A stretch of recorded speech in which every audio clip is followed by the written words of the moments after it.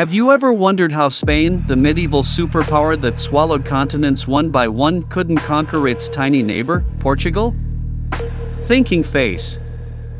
I mean, a country that gobbled up Mexico, Peru, the Philippines, and half the world, couldn't take down a narrow strip of land by the Atlantic Ocean? Sounds crazy, right? Face with open mouth. Let me clear it up. Spain actually ruled Portugal for about 60 years, but conquering it? Nah, it wasn't that easy. Castle, let's rewind to the heart of the Iberian Peninsula, what we now call Spain and Portugal. From the Romans, to the Visigoths, and then the Umayyad Caliphate, many came and went. But Portugal always somehow clawed its way up through centuries of war and bloodshed. In the 8th century, the Moors came from North Africa and took over most of Iberia. Endless battles began, sparking what later became known as the Reconquista, a centuries-long fight to reclaim the land. Meanwhile, in northern Iberia, Christian kingdoms like Leon, Aragon, and Castile started resisting. And in the midst of it all, a nameless hero emerged from Asturias, Damara Perez. Military medal in 868 AD, Perez raised his army and struck deep into enemy lines. He defeated the Moors and liberated a city called Portugal. Guess where the name Portugal came from? Direct hit exactly, right there. King Alfonso was so thrilled he immediately made the region the County of Portugal, and Perez became its first count. Perez started building cities, one of them being Guimarães, which today is called the birthplace of Portugal. But Portugal wasn't a country yet, at least, not until 1143. Still, people consider Guimarães the cradle of this nation, where the idea of Portugal first took its breath. Shield over the next centuries, kingdoms merged and split. Portugal was part of Leon, but gradually grew stronger and more independent. Cities flourished, populations grew, and the foundation stones of a real country were laid. Then, in the early 12th century, power fell to a couple named Henry of Burgundy and Teresa of Leon. They had a son, Afonso Henriquez. When Henry died, Teresa ruled alone, but this is where the story really heats up. Fire. Crown, stay tuned, because the mother versus son war is coming in the next episode. So, Portugal's story really kicks off when the people start getting suspicious of Teresa, the queen ruling after her husband's death. Especially after she remarried, which made everyone raise eyebrows. Instead of sticking by Teresa, the people chose to support her young son, Afonso, the one who was meant to lead Portugal and fight off the southern enemies, the Moors. But here's the catch: for Afonso to become ruler of Portugal, he had to go to war against his own mother.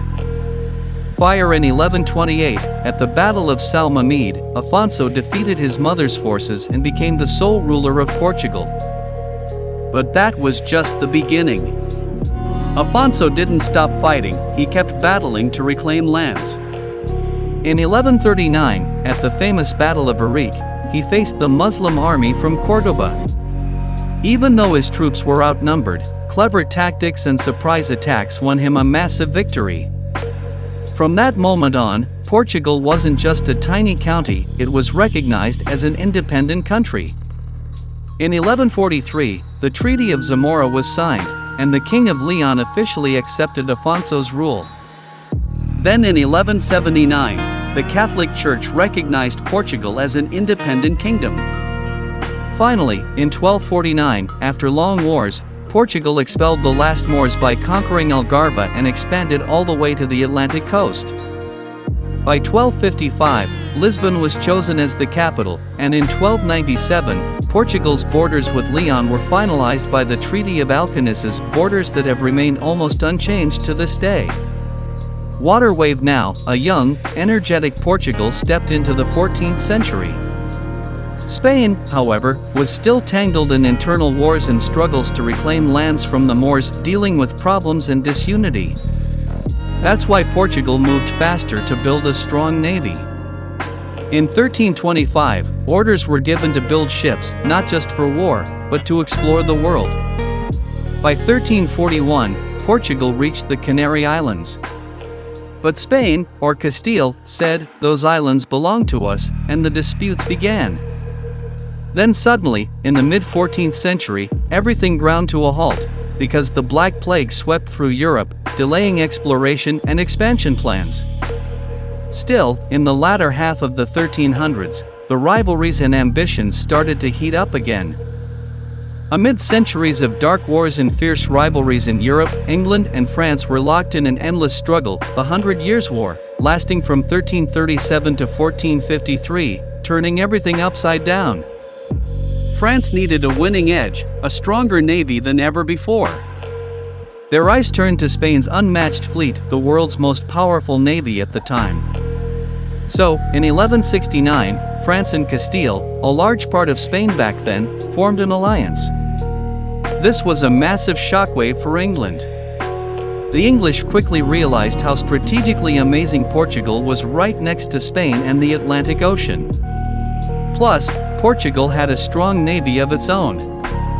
Now was the time for an alliance. England and Portugal signed a friendship treaty officially in 1373, which remains one of the oldest active alliances in the world today. But Portugal's story was just beginning. In the 15th century, Portugal shone like a naval hero in the eyes of the world. Spain was still tangled in internal wars and reclaiming lands, while Portugal, backed by the legendary Prince Henry the Navigator, sent its fleet into unknown waters to conquer the world. It all started with the capture of Ceuta in Morocco in 1415. After that, Portugal quickly took Madeira, the Azores, and Cape Verde Islands, expanding its colonies one by one. While Spain was busy fighting its final war against the Muslims in Granada, Portugal grew stronger and stronger, racing along the path of wealth and power. Finally, in 1492, Spain captured the last Muslim stronghold in Granada and prepared for the greatest mission in history. Christopher Columbus, the daring Genoese explorer, was tasked with discovering the West, a mission that would change the course of history forever. But Portugal wasn't sitting idle. They built several vital trading posts along West Africa's coast, gaining access to incredible gold, silver, and the slave trade. And in 1488, Bartolomé Diaz sailed around the Cape of Good Hope, proving the Atlantic and Indian Oceans were connected, opening the path to a whole new world. In this breathtaking naval rivalry, Portugal and Spain divided the world in two, a story still full of mystery and excitement. Portugal was like someone who just won the grand prize, bursting with joy. It felt like they had conquered the world and claimed the monopoly on colonization. But suddenly, in October 1492, a bombshell exploded across Europe. Christopher Columbus had reached the Bahamas and discovered an entirely new continent. This discovery was the spark that ignited fierce competition among the great powers of Europe. Portugal and Spain, two naval giants, went head-to-head in the race to conquer the Americas. But since no one wanted this rivalry to turn into an all-out war, the Pope stepped in as a mediator. In 1494, the Treaty of Tordesillas was signed, splitting the world in two. An imaginary line was drawn in the Atlantic Ocean, just west of the Cape Verde Islands. Everything west of the line belonged to Spain, and everything east went to Portugal. The result? Almost the entire Americas went to Spain, except for Brazil, which became Portugal's share. Now that both Iberian countries had defeated the Muslims, it seemed a big war between them was coming, but nope. The lure of global dominance and endless colonial riches pushed them toward economic competition and further exploration instead. In 1498, a Portuguese hero named Vasco da Gama rounded the Cape of Good Hope and reached India, opening the sea trade route between Portugal and Asia. At the same time, Spain began conquering new lands like Mexico and, throughout the 16th century, amassed immense wealth from its colonies. But Portugal's fate suddenly changed. In 1578, young King Sebastian I of Portugal died in battle, leaving no heir. His uncle Henry I took the throne but passed away just 2 years later. And this is where Spain's King Philip II stepped into the story. Through his parents, Philip had Portuguese blood and immediately claimed the Portuguese crown and took it. The result? Portugal and Spain now shared a king, but remained two separate kingdoms, a complex and historic union whose effects lasted for years to come. Portugal still kept its independence, but it was stuck under Spain's heavy shadow and political restrictions. Spain could have easily conquered Portugal if it wanted to, but it was busy building its huge overseas empire and just didn't have the time. Plus, after centuries of the grueling Reconquista wars, Spain was exhausted and caught up in other conflicts, like the 80 Years' War with the Dutch. Meanwhile, the Dutch took advantage of the chaos and repeatedly attacked Portuguese colonies. In the 1640s, the Portuguese rose up and regained their independence.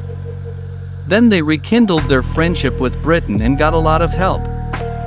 During the 7 Years' War, when Spain launched an attack, Portugal fought back with British support, waging guerrilla warfare and delivering a heavy blow to the enemy. From that point on, Spain never managed to conquer Portugal. Just like centuries earlier when they defeated the Moors, Portugal stood strong and resilient. This is how Portugal, with a lion's heart and under immense pressure, managed to hold on to its independence and became one of the world's greatest naval powers. Portugal's story reminds us that even when everything's stacked against you, with persistence and cleverness, you can still win the game. So next time you look at the map, remember, Portugal isn't just a tiny, it's a true hero in world history.